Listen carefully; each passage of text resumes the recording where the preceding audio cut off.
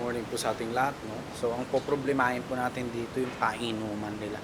Itong mga to, no? So, kailangan po tumahati talaga sila. 25-25 lang, no? Kada kulungan. Kaya nga yung mga yun, kailangan natin may out, no? Nag-ayos na po tayo dito. Ayan. Ito, lilinisin natin para sa mga susunod na patisaan natin. Ready siya, no? Tapos ito po, babalik natin sa loob, doon sa bahay sa gilid, no? At para diyan natin ilalagay yung mga pasisiw natin, no? Sayang pa kasi yan. Kaysa mabubulok lang dito, ayan, nabulok na yung paa niya, no? So kaysa mabulok lang dito, balik natin doon, no? Para mapakinabangan pa. Para dito maluwag po sila, no? Maluwag yung silungan ng ating mga manok.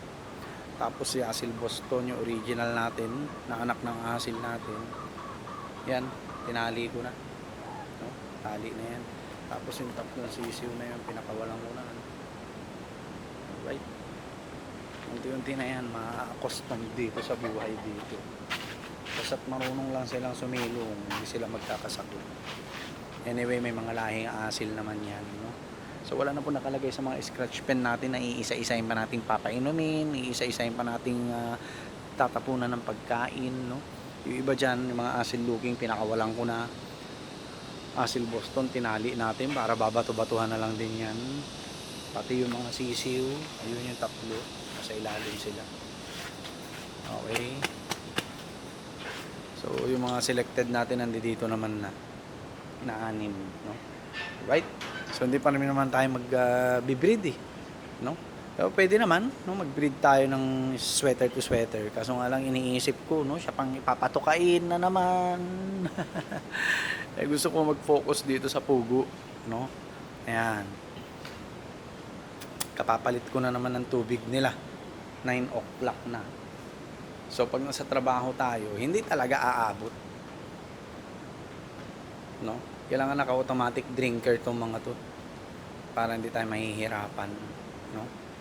Alright. Kaya nga yung luma nating brooder 3 years ago pa yun no? Hanggang ngayon buhay. Lalagay na po natin dito. Yan. Mamaya magpapatulong ako kay mama. Lagay natin dito para mapakinabangan pa. Tapos babalutin na lang natin para at least safe din yung mga ilalagay natin mga sisiw, no? Mga ilalagay natin sisiw. Yan lang naman naiisip kong lagayan wala naman ng iba, no? So yan. Okay.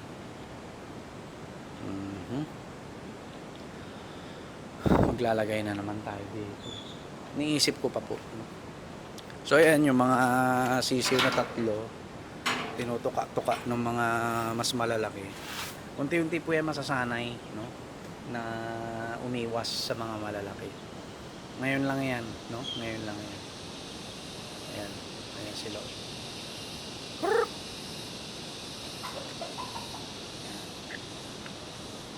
So, okay na.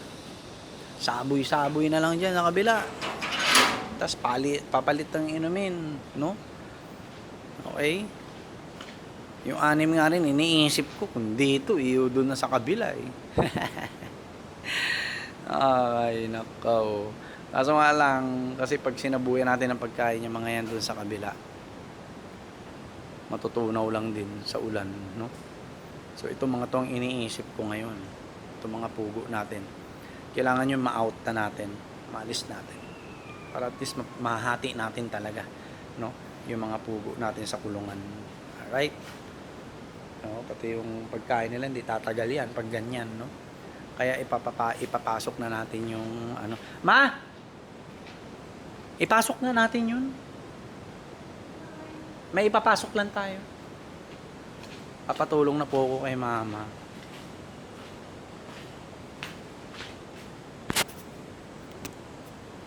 Yan.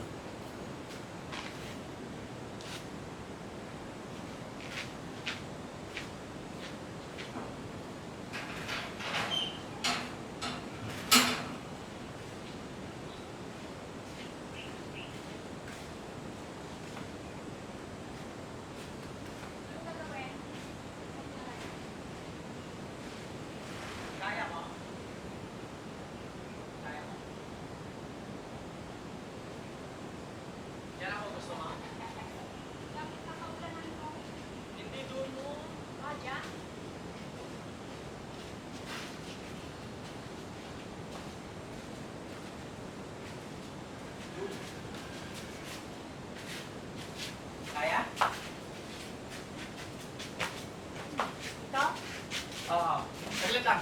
Aray, aray. Baka ako. Aray ko. Aray, aray.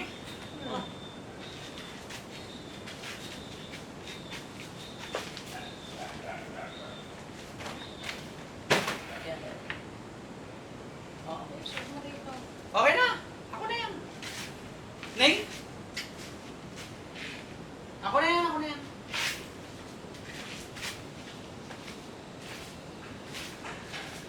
So yan, naiayos na natin.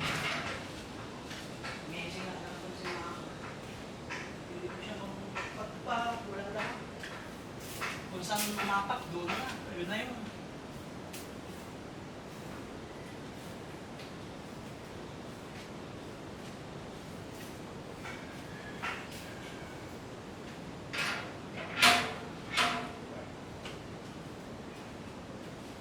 Yan. So dito po natin ilalagay yung ano natin, brother, no? At iaayos pa po natin ito, no? Para at least magamit, no? Tara. Laki ng tiyan ko. Oh. Right? So yan po. Diyan na natin lalagay ang mga pasisiw natin. Iayos pa natin yan, no? Kuha tayo ng bato, no? Yan, no? Diba? Maganda pa po to. Pwede pang gamitin.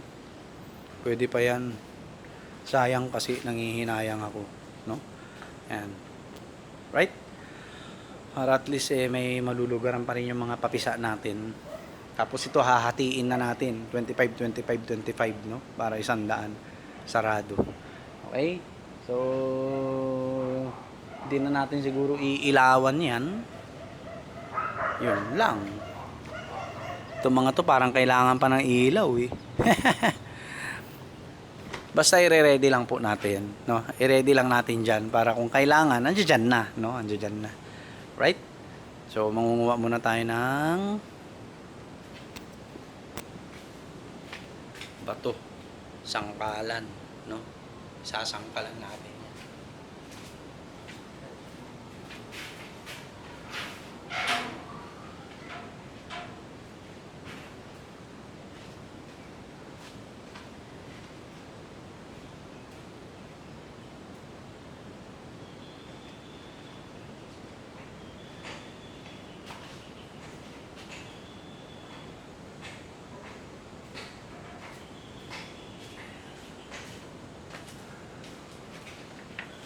Kinabahan pa.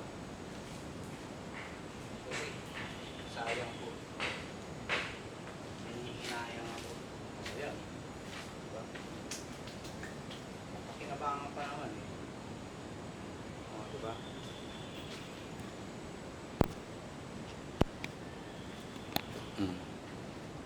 Pwede pa yan. Pwede pa. So, for the meantime, yan po muna, no? Ang ating brooder.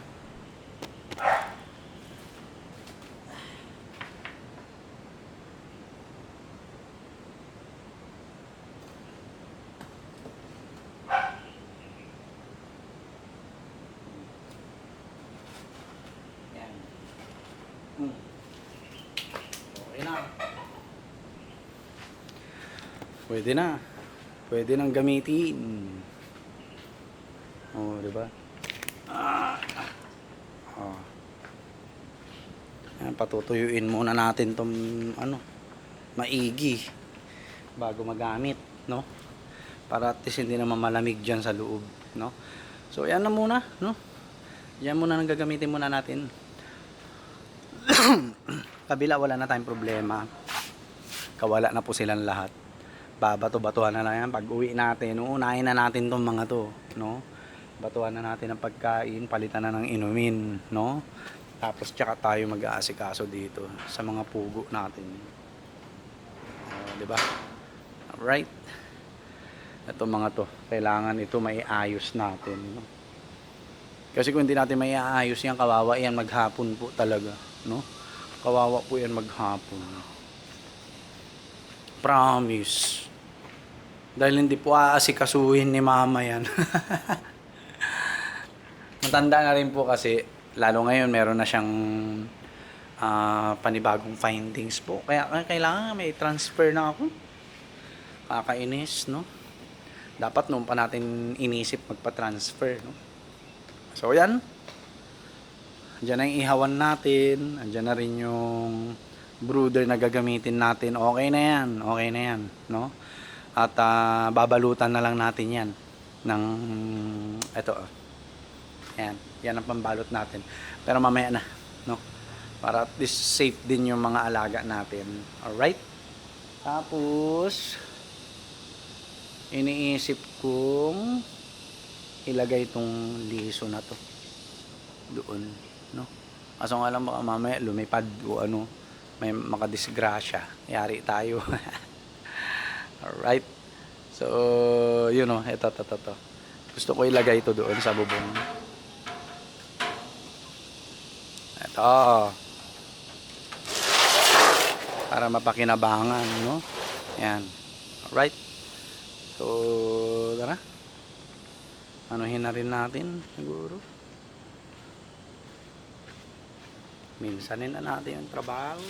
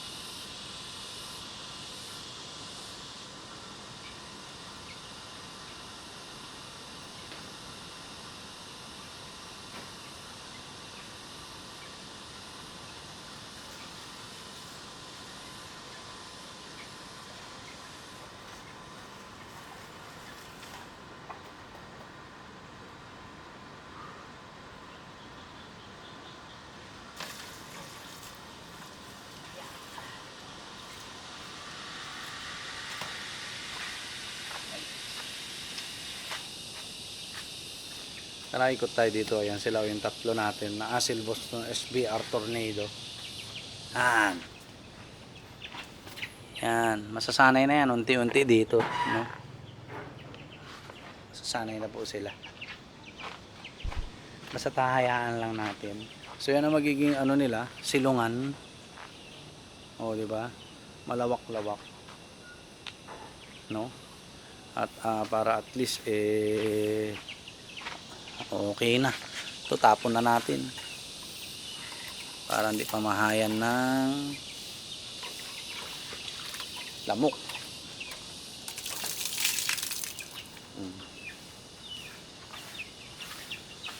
Yan, unti-unti na masasanay ang mga yan dito. No? Ito extra na natin to. Extra na natin. Nakulungan, no? Pag ano naparami na natin, yan, pwede na.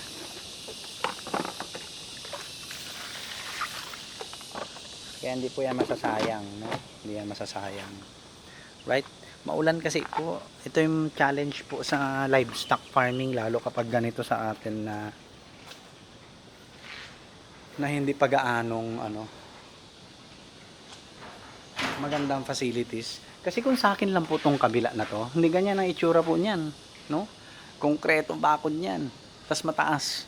Tapos may pabahay sila diyan na maayos. Yun po ang plano talaga diyan. No, hindi yung ganyan na mga DIY lang, no? Nahihirapan tayo pag ganyan talaga, no?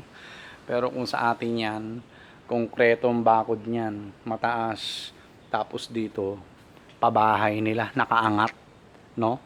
Tapos sa loob ng bayan, doon na yung pakainan, painuman, tapos yung ipa, makapal, no?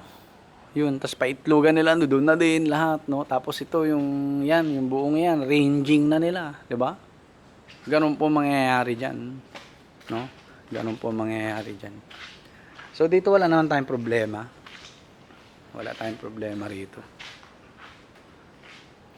Yan. Mga selections natin. Ito, dito tayo magkakaroon ng problema, no?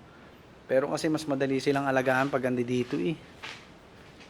Mas madali silang i-manage. Ayan, tamang term. No, mas madali silang i-manage. Kaya ang gagawin natin, matuyo lang yung brooder. Lilipat na natin 'tong mga sisiw natin doon. Ayan, diyan. No? So mamaya na natin 'yan babalutin para at least okay na, no? Pwede na naman gamitin. Paaarawan muna natin 'yan para matuyo. Kasi hinos ko 'yan, no? Para matanggal yung mga lumang feeds at saka mga dumi ng manok, no? At para at least okay tayo. Okay? So yan, paunti-unti na natin, nauunti-untian na iayos sila. Ngayong malapit ng pasukan, tsaka tayo nakakaisip ng mga paraan, no? Dapat noon pa yan eh. Nakakainis. Naiinis ako. Alright? So yun lang po. God bless po sa ating lahat. Mamaya update po ulit tayo kung ano yung mga pagbabago dito sa yard natin. Yung mga bagong ayos nila dyan sa harap ng bahay. Mga pugo natin. At yun, update ko rin kayo kung kukunin na yung itlog at magkano kikitain natin. Alright? So yun lang po. God bless po sa ating lahat. Peace.